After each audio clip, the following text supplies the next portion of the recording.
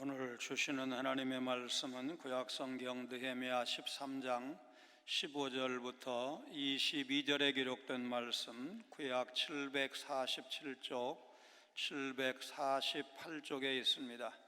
우리 22절 말씀을 한 목소리로 봉독하시겠습니다. 느헤미야 13장 22절 같이 읽습니다. 내가 또 레위 사람들에게 몸을 정결하게 하고 와서 성문을 지켜서 안식일을 거룩하게 하라 하였느니라. 내 하나님이여, 나를 위하여 이 일도 기억하시옵고 주의 크신 은혜대로 나를 아끼시옵소서. 아멘.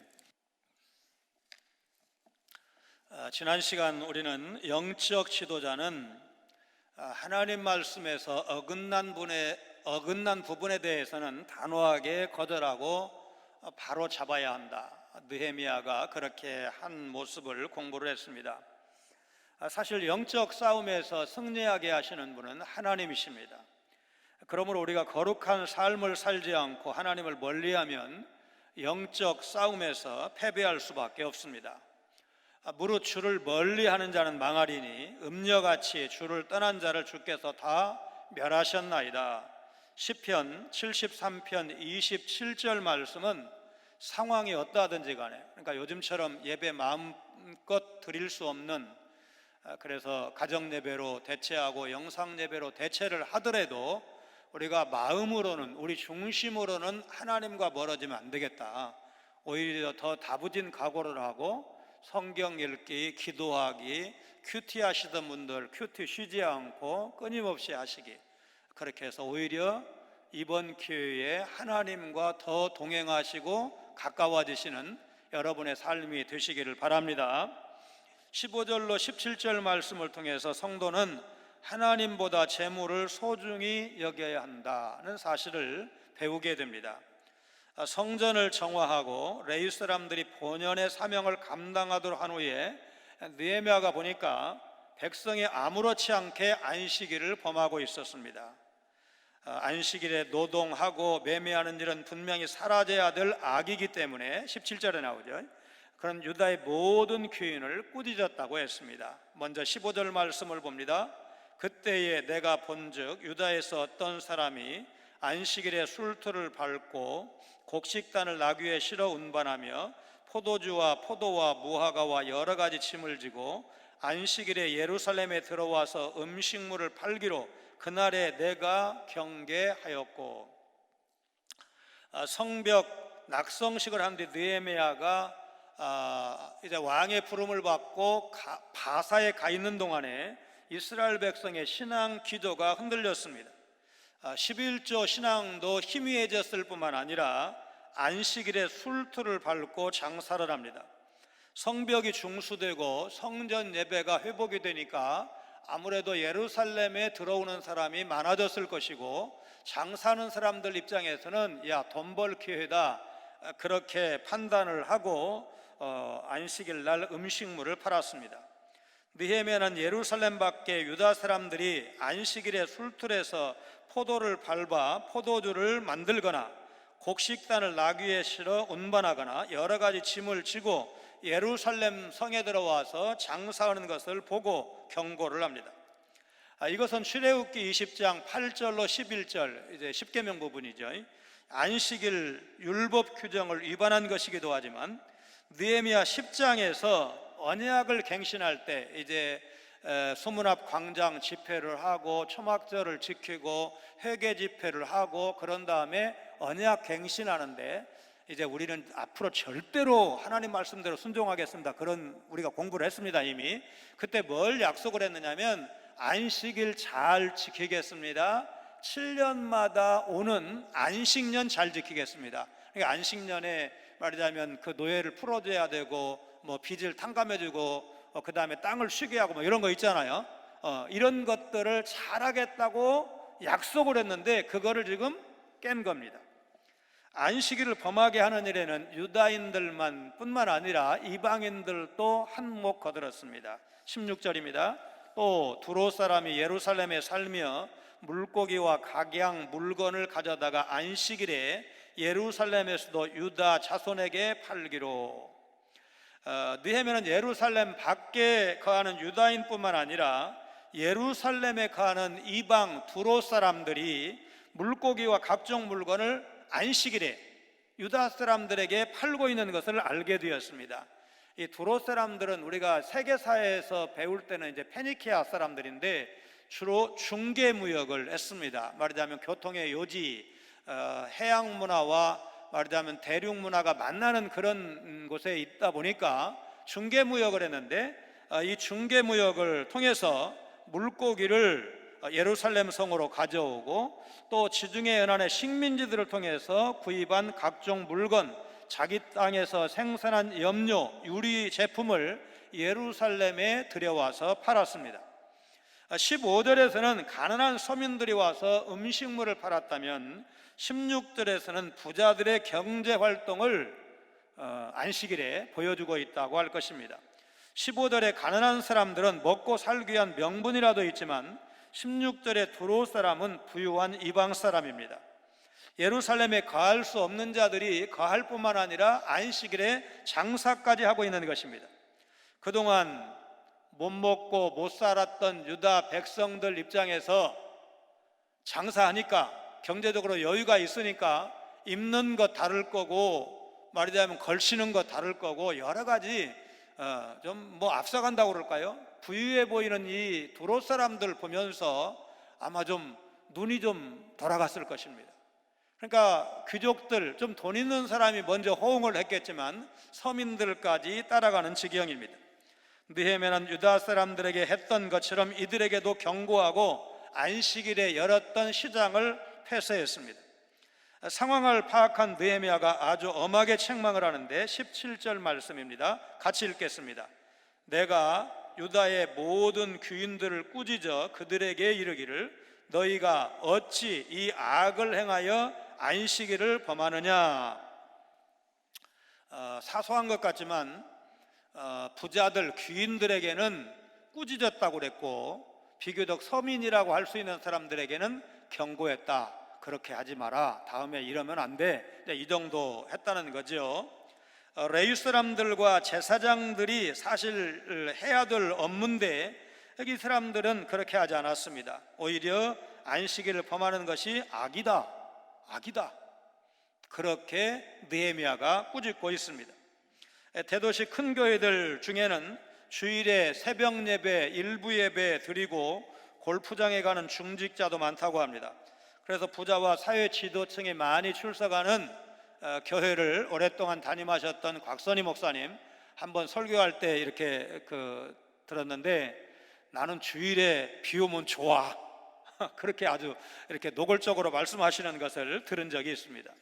하나님을 잘 섬겨야 할 사람들이 안식일을 경홀히 여기게 되면 안 믿는 사람들에 대해서 우리가 뭐라고 말을 할 수가 있겠습니까?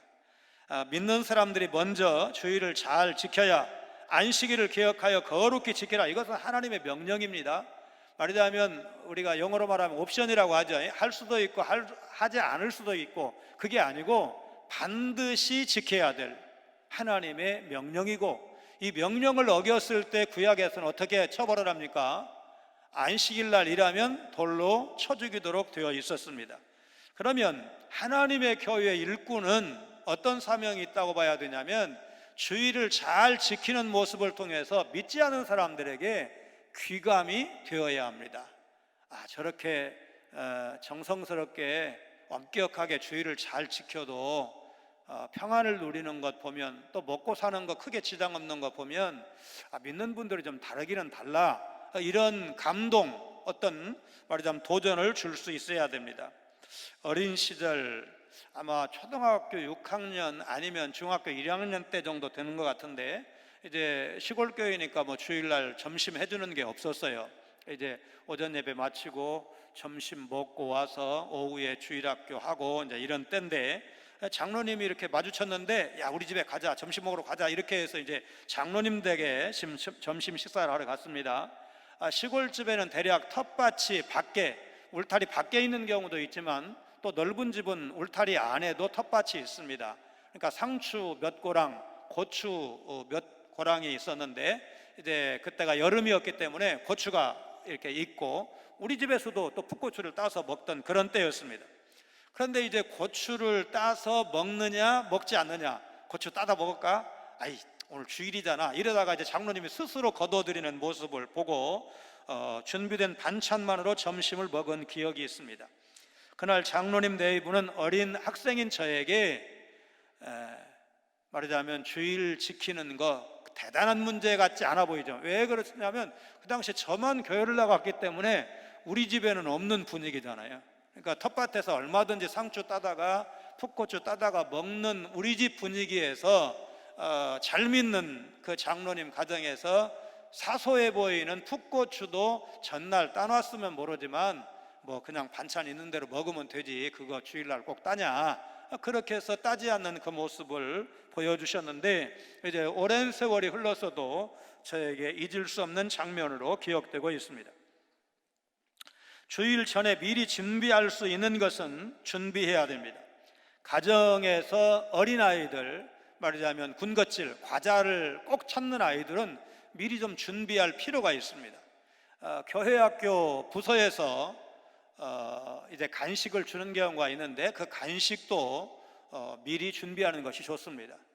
몇 년 전에 어느 부서에서 피자를 이제 주일날 배달해서 이렇게 학생들에게 준 일이 있는데, 그거 시험 든 교인이 있었습니다. 왜냐하면 편지를 써서 저에게 주고 나가세요. 목사님, 이렇게 해도 됩니까?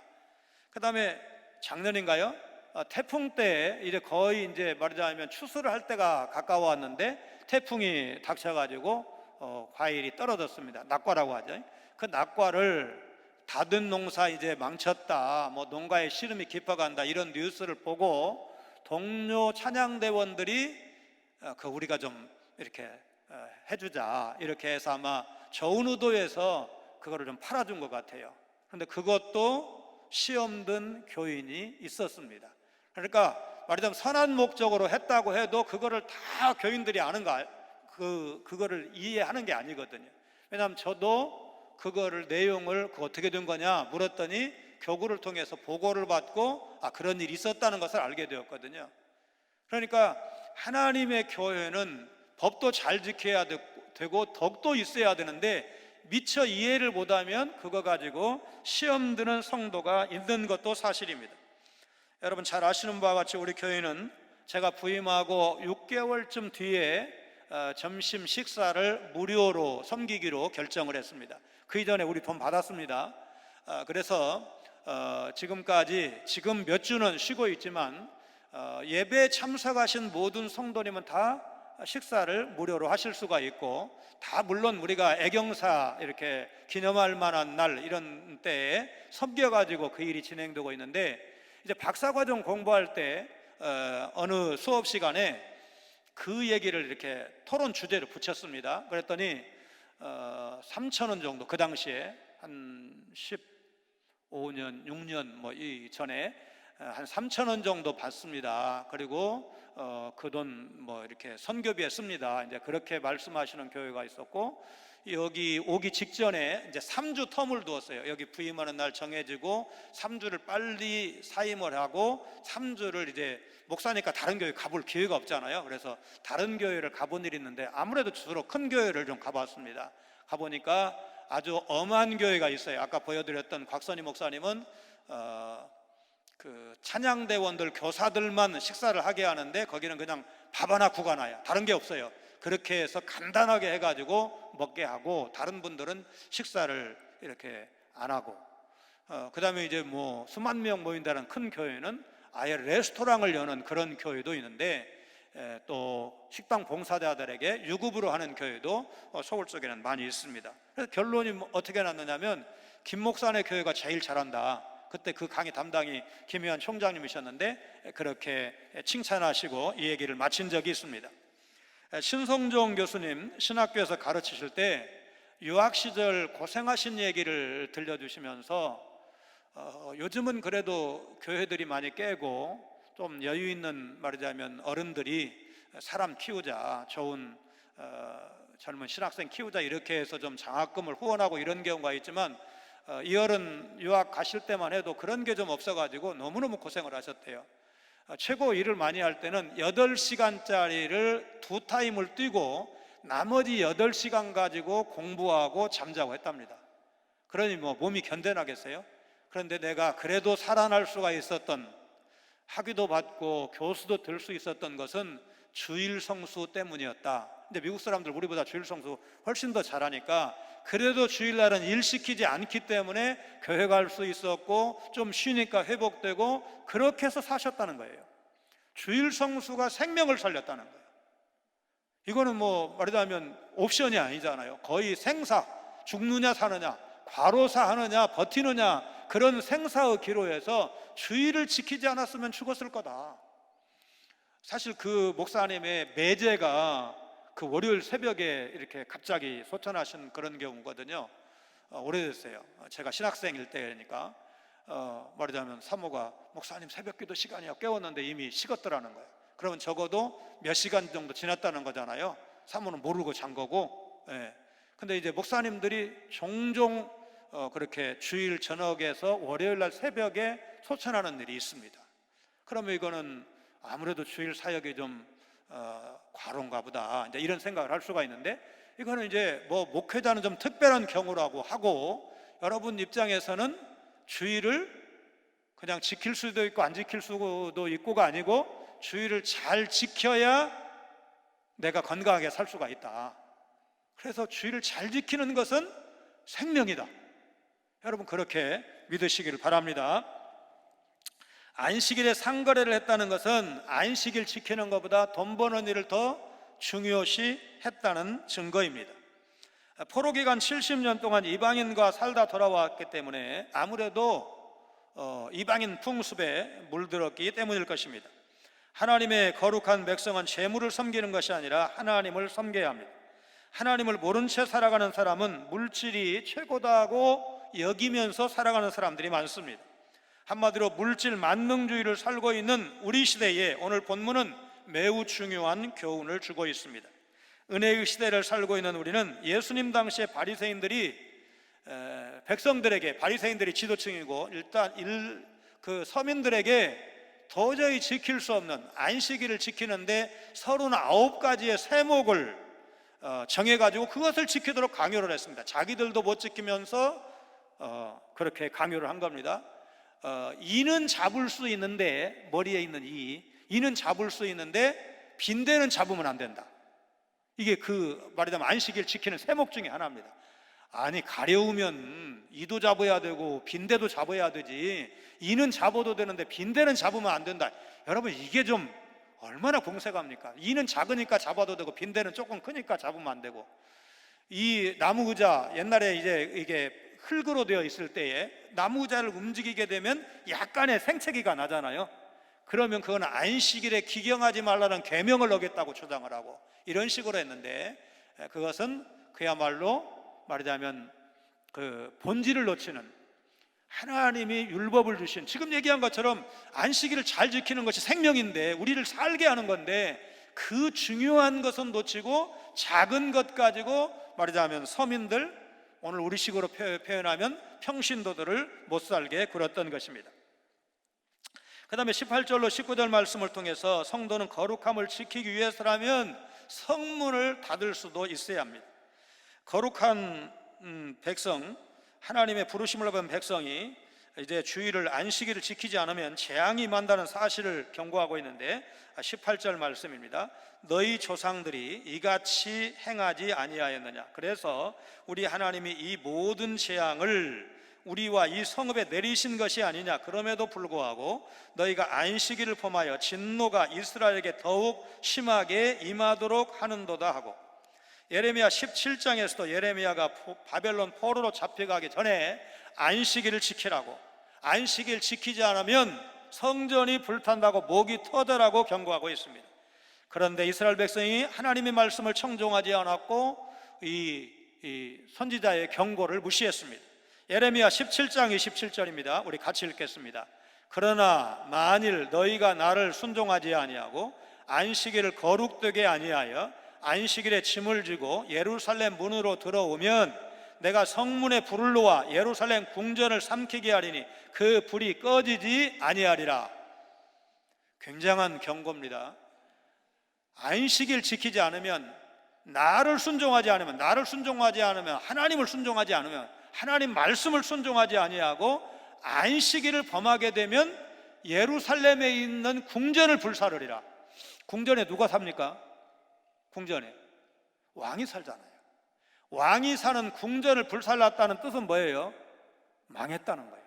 나라가 망했다는 거예요. 실제로 나라가 망한 사실을 우리가 알고 있습니다.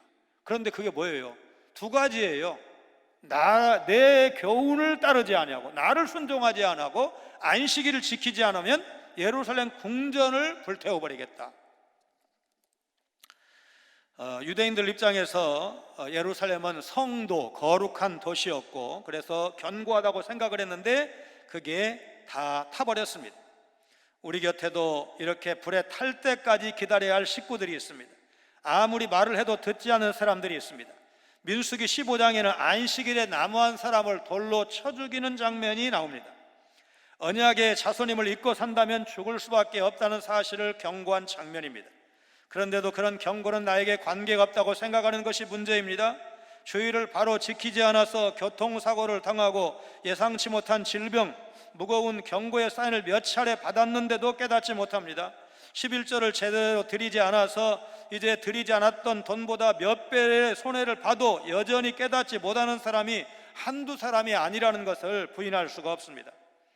황해도 재령 동북교회 정찬유 장로님, 한국교회사의 명장면을 남긴 장로님 중에 한 분이십니다. 이분은 학교 앞에서 작은 문방구점을 했습니다. 11조원금을 드리지 못했습니다. 그러다가 부흥사경 때 은혜를 받고 결단을 했습니다. 마땅히 드려야 할 11조를 떼먹고 있으니 내 형편이 더 나아질 것이 없다. 어렵더라도 드릴 것을 드리고 배고픈 것이 더 낫지 않겠는가? 11조 헌금을 드리기 시작했습니다. 그 후로 사업을 확대해서 건축 자재상을 경영하게 되었고 형편이 나아졌습니다. 정장로는 허름한 자기 집을 현대식으로 건축할 계획으로 좋은 건축 자재를 모았습니다. 그러던 어느 날 꿈에 다 허물어져가는 예배당을 보았습니다. 내 집을 건축하려고 모아두었던 자재로 예배당을 먼저 건축하라는 하나님의 뜻이구나, 그렇게 받아들였습니다. 기쁜 마음으로 널찍한 땅을 사서 아름다운 예배당을 건축했습니다. 교인들은 장로님의 공덕을 높여서 머릿돌에 정찬유 장로 기념 예배당이라 새겼습니다. 정장로가 그 일을 보고는 교회에 나오지 않았습니다. 다른 교회에 가서 예배를 드린 것입니다. 사람이 주인으로 앉아있는 교회에 다닐 수 없습니다.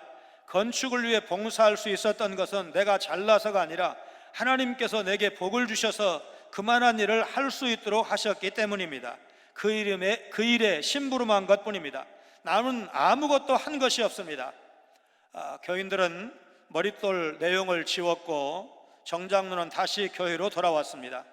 겸손한 성도의 아름다운 섬김의 장면을 보여주었다 할 것입니다. 안식일 계명을 주신 것도 우리에게 짐지우기 위함이 아닙니다. 안식일을 처음 기록하고 있고 명령하신 창세기 2장 3절 말씀을 보면 하나님은 우리에게 복 주시기 위해서 안식하셨다, 안식일을 제정하셨다고 말씀하고 있습니다. 안식은 곧 거룩이고 거룩은 한마디로 구별입니다. 재물도 시간도 하나님께 속했다는 고백으로 이 재물 하나님의 것입니다. 하나님께 돌려드립니다. 이 시간 하나님이 주셨습니다. 하나님께 드립니다. 그런 각오를 가지고 11조를 드리고 안식을 누린다면 하나님은 그 사람에게 천대까지 은혜를 베푸실 것입니다. 그러므로 안식일은, 오늘 주일은 꼭 지켜야 한다는 사실 여러분 믿으시기를 바랍니다. 느헤미야는 유다 백성과 귀족들에게 경고하고 책망하고 안식일에 장사하는 것을 금지한 후에 그걸로 끝나지 않았습니다. 아주 고강도 대책을 내놓았습니다. 19절 말씀 우리 같이 읽습니다. 안식일 전 예루살렘 성문이 어두워갈 때에 내가 성문을 닫고 안식일이 지나기 전에는 열지 말라 하고 나를 따르는 종자 며칠 성문마다 세워 안식일에는 아무 짐도 들어오지 못하게 하였으므로, 안식일은 금요일 저녁 해질녘부터 토요일 저녁 해질 때까지 24시간이 안식일입니다. 그러니까 안식이 시작되는 해질녘부터 끝날 때까지 성문을 닫고 어떤 짐도 들어오지 못하도록 문을 막아버린 것입니다. 안식일에 상인들의 출입을 금지시켰다는 것은 예루살렘을 이방인 세계와 철저하게 구별되게 한 것입니다. 우리도 안식일, 곧 주일을 잘 지키기 위해서는 좀 닫을 것을 닫아야 됩니다.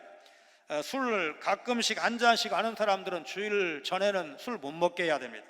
텔레비전 늦게까지 보다가 예배 늦게 오거나 안 오는 경우가 있는데, 텔레비전도 토요일, 내일 쉬는 날이니까 좀 편하게 보자 이러지 말고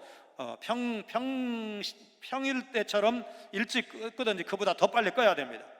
제가 고등부를 지도한 적이 있었는데, 이제 지도하면 그때 그 교회가 저녁 6시가 저녁 예배예요. 그래서 3시에서 4시 정도가 좀 시간이 됩니다. 그럼 이제 전화기 앞에서 카드 쭉 펼쳐놓고 출석부 다 그날 선생님들한테 받아가지고 이제 애들한테 그날 안 온 아이들 그 결석자에게 전화를 하는데, 아무개야 오늘 왜 그 오전에 예배 못 왔어? 이렇게 물으면 애들이 그래 거짓말을 안 해요. 자기 고등부 담당하는 목사니까, 목사님 사실은 컴퓨터 게임 했어요. 몇 시까지 했니? 3시까지요. 4시까지요. 제가 최고 늦게까지 했다는 녀석은 새벽 4시까지 컴퓨터 게임 했다고 하는 녀석이 있어요. 뭐 1시 이런 거는 그냥 토요일 날은 많고, 새벽 4시까지 컴퓨터 게임을 하고 8시 반에 시작하는 고등부 예배 어떻게 오겠습니까? 8시 반에 올라오면 아무리 교회가 가까워도 8시에는 일어나야 되고 7시 반에 일어나야 밥 먹을 수 있고 8시에만 밥 굶고 오는 거고, 그러는데 4시에 자고 못 일어나잖아요, 아이들이. 그러는 거예요. 그러니까 우리가 주의를 잘 지키기 위해서는 내려놓을 거는 몇 가지는 내려놓아야 되는 거예요. 내려놓아야 주의를 제대로 지킬 수 있지, 평일보다 더 많이 누리고 더 많이 쉬고 더 많이 일을 벌리면 지킬 수가 없는 것입니다. 느헤미야는 성문을 폐쇄하고 안식일을 잘 지키도록 계획했다는 사실을 우리가 기억을 해야 됩니다. 물론 이 일을 제기할 수가 있겠죠. 여기는 말하자면 신앙 공동체 아니냐, 이스라엘은 전체가 교회라고 할 수 있지 않느냐. 오늘 우리는 다종교, 여러 가지 신앙을 가지고 있는, 또 믿지 않는 사람들과 더불어 살고 있기 때문에 이대로 하는 것은 어렵지 않느냐, 그렇게 말할 수 있고 일면 타당합니다. 그럼에도 불구하고 우리가 좀 기억을 해야 될 것은, 조심해야 될 것은 뭐냐면, 안 믿는 사람과 거래도 하고 오기도 하고 갈 수밖에 없지만, 그래도 내 영향이, 믿는 사람으로서 영향이 안 믿는 사람에게 가야지, 안 믿는 사람으로부터 과도하게 영향을 받아서 내 영성이 떨어진다면, 내 거룩함을 잃는다면, 그거는 하나님 앞에 은혜 받을 수 있는, 복 받을 수 있는 신앙인의 자세가 아니다. 이 사실을 우리가 마음속에 담아야 하는 것입니다. 그래서 여기는 내가 양보 못해, 이거는 내 신앙을 위해서, 내 경건 생활을 위해서 내가 이것은 지킬 거야 하고, 말하자면 영적으로 성문을 만들어 놓고 그걸 지켜야 돼요. 그래야 우리가 주의를 잘 지킬 수 있고 쉼을 누릴 수가 있고 회복이 있고, 여러분 주일날 좀 쉼이 있어야 그 다음에 월요일날 월요병이라는 거를 경험하지 않고 열심히 공부하고 열심히 일을 할 수가 있지, 주일날 힘을 너무 많이 빼게 되면 여러분 월요일날이 힘들잖아요, 월요일날이. 그래서 이제 사실 우리 한국교회가 이 훈련된 인력이 충분치 않아가지고 교사하고 찬양대하고 뭐 이렇게 또 다른 것도 막 차량 안내도 하고 여러 가지 겹치기로 봉사를 하는 바람에 사실상 주일이 더 과롭니다. 그런 교인들이 사실 없지 않거든요. 이건 이제 과제 중에 하나입니다. 우리가 좀 그런 거를 적절하게 안배를 해서 육체적으로 너무 힘들어갖고 주일이 말하자면 고생하는 날이 되지 않도록 해야 됩니다. 마지막 20절로 22절 말씀을 통해서 성도는 거룩함을 지키려고 힘써야 한다는 사실입니다. 성문을 닫아도 이방인 장사꾼들이 예루살렘을 떠나지 않았습니다. 느헤미야는 더욱 강하게 경고합니다. 안식일에 성문을 통제하자 무슨 일이 생겼느냐, 뭐 풍선 효과라고 그러나요? 어디 단속하니까 다른 데로 이렇게 가는 거. 그래서 이제 그 예루살렘 성 밖에다가 숙소를 잡고 자는 거예요. 그러니까 말하자면 안식일 지나자마자 문 열면 얼른 들어가고, 아마 그런 것도 있을 수가 있고, 그 다음에 말하자면 그 선점 효과를 거두기 위해서 멀리 있다가 오면은 다른 사람에게 늦으니까 빨리 좋은 몫을 잡기 위해서 그렇게 했을 수도 있다고 봅니다. 그래서 느헤미야는 성 밑에서 자는 것을 발견하면 체포하거나 물건을 압수하겠다고 경고를 합니다. 20절로 21절입니다.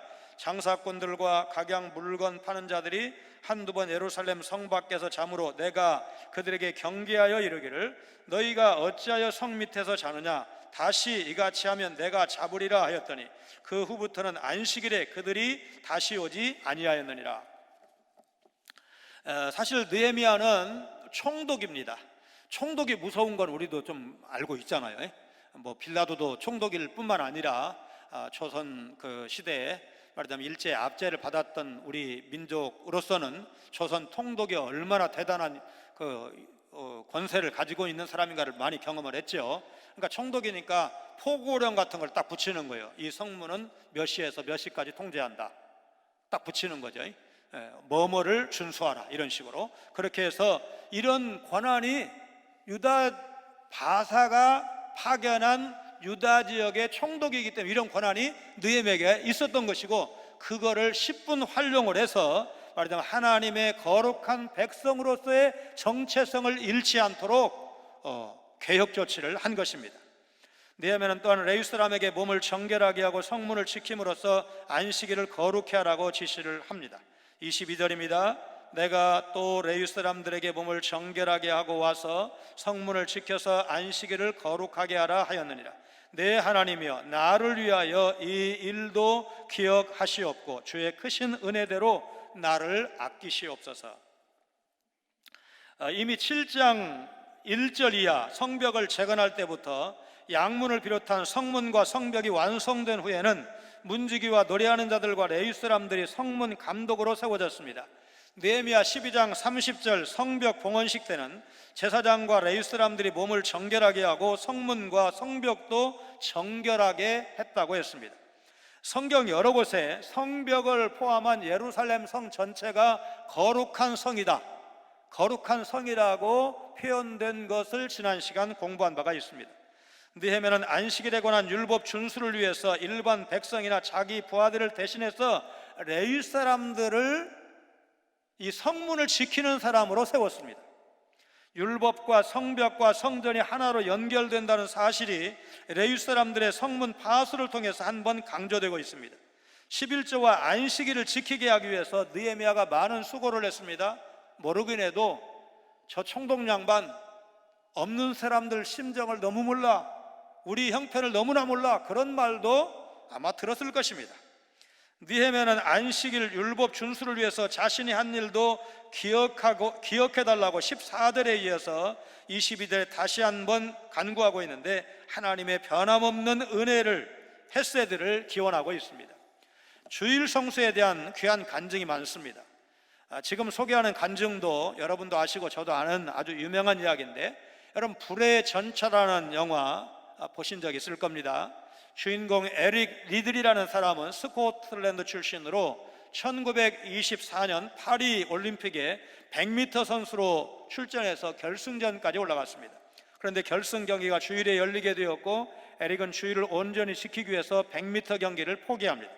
이 소식을 전해들은 영국 국민들은 에릭을 비난했습니다. 그럼에도 불구하고 에릭은 결승전에 나가지 않고 주일을 지켰습니다. 주일이 아닌 평일에 열린 400m 경기는 자기 주종목이 아닌데 그 경기에 나가겠다고 자원했고, 그는 그 경기에서 세계 신기록을 기록하면서 금메달을 땄습니다. 단거리와 중거리, 이 100m, 200m는 단거리로 분류하고 400m, 800m는 중거리로 분류를 하는데, 자, 단거리하고 중거리는 주법 자체가 다르다고 합니다. 그러니까 이거를 100m 선수가 400m 계주는 뛰어도 400m를 잘 뛰지 않습니다. 100m, 200m만 뛰어요. 그리고 400m 계주에 말하자면 100m 구간만 하면 되니까 계주에 뛰고, 우리가 잘 아는 누구죠? 자마이카의 그 선수도, 우사인 볼트도 말하자면 그렇게 해서 금메달을 3개 딴 거죠. 100m, 200m, 400m 릴레이 계주에. 근데 이제 그렇게 주법이 다른데도 불구하고 지켜보는 사람이 저렇게 초반부터 뛰다가 심장 파열드는 거 아니야, 그럴 정도로 전력 질주를 했습니다. 나중에 경기에 뛰고 나서 이렇게 말했습니다. 처음 200m는 내가 뛰었습니다. 나중 200m는 하나님께서 직접 뛰셨습니다. 왜냐하면 제정신이 아니었다, 그 말이잖아요. 처음에 너무 열심히 뛰어가지고 이제는 말하자면 그냥 감당이 안 되는데 어떻게 뛰었는지 모르게 나머지 200m를 뛰었는데 그 고백을 하나님이 직접 뛰셨습니다. 내 힘으로 한 것 아닙니다. 그렇게 고백을 했습니다. 그가 세운 신기록은 무려 16년간 깨어지지 않았습니다. 에릭 리들은 나중에 중국 선교사가 되는데 주의를 생명같이 지켜서 모든 성도의 귀감이 된 인물입니다. 느헤미야에 의해서 강력하게 진행된 정치개혁과 종교개혁은 이스라엘 사회에 많은 변화를 가져왔습니다. 그러나 그가 바사에 가 있는 기간 동안에 이게 허물어진 것입니다. 지도자 한 사람이 그렇게 중요하다는 것을 말하자면 느헤미야의 부재가 보여주고 있습니다. 우리가 좋은 지도자를 세우는 것 혹은 좋은 지도자를 말하자면 우리가 보유했다고 그럴까요? 모신다는 것은 큰 복입니다. 우리가 4.15 총선을 앞두고 있는데 느헤미야와 같은 깨어있는 지도자, 가정과 국가 공동체가 지켜야 될 원칙을 지키는 지도자, 우리 공동체를 하나로 묶을 수 있는 포용력 있는 지도자가 전국적으로 세워지도록, 이게 정읍 고창만 국회의원 뽑는 게 아니죠. 전국의 모든 국회의원들이 바로 느헤미야 같은 지도자가 세워지게 해주시옵소서. 그렇게 기도해야 할 줄로 믿습니다. 성결함이 무너지는 것은 순간이고 그걸 회복하기는 어렵습니다. 우리는 거룩한 삶을 살기 위해서 하나님 앞에서 자신의 모습을 돌아보고 말씀에 비추어서 잘못된 행동을 느헤미야처럼 고쳐가야 됩니다. 하나님 앞에서 우리의 모습을 돌아볼 수 있기를 바랍니다. 경건하고 거룩하게 살려고 구체적으로 어떤 노력을 기울이고 있는지 점검해 보시기를 바랍니다. 느헤미야를 본받아서 거룩함을 해치는 것에 대해서 강경하고 단호하게 대처하는 것, 이것이 말하자면 교회의 성결, 성도의 거룩함을 지켜가는 일이라는 것. 하나님, 내가 지금 닫아야 될 것, 포기해야 될 것, 내려놓아야 될 것이 무엇인지 분별하게 해주셔서 하나님 앞에 서는 그날까지 온전히 거룩하게 살아가는 믿음의 사람 되게 해 주옵소서. 그렇게 기도하시고 그런 삶을 살아가시는 여러분 되시기를 주의 이름으로 축원합니다. 거룩하신 하나님, 오늘 고난의 때를 지나고 있는 우리 성도들과 한국교회 성도들이 영적인 상태가 얼마나 심각한지 느헤미야처럼 볼 수 있는 영적인 눈을 허락하여 주옵소서. 안식일을 지키지 않는 것이 재앙이라고 하셨는데, 재앙이 무서워서 지키는 것도 부인할 수 없지만 하나님이 허락하신 쉼과 소중한 안식을 누리는 우리 성도들 되게 하여 주옵소서. 믿지 않는 가족과 기독교 국가가 아닌 우리 상황에서 주님을 사랑하는 모습, 말씀 가운데 굳건히 선 모습을 어떻게 보여줄 수 있을지 지혜를 주시고 대처할 수 있는 능력도 허락하여 주옵소서. 먹고 사는 문제 걱정 없기 때문에 영혼 구원에 대한 심각성을 모르는 가족들을 핍박하지 않는 것만 해도 다행이라며 그냥 넘기지 않도록 불신가족 영혼 구원을 위해서 계속 기도하는 우리 성도들 되게 하여 주옵소서. 예수님 거룩하신 이름으로 간절히 기도하옵나이다. 아멘.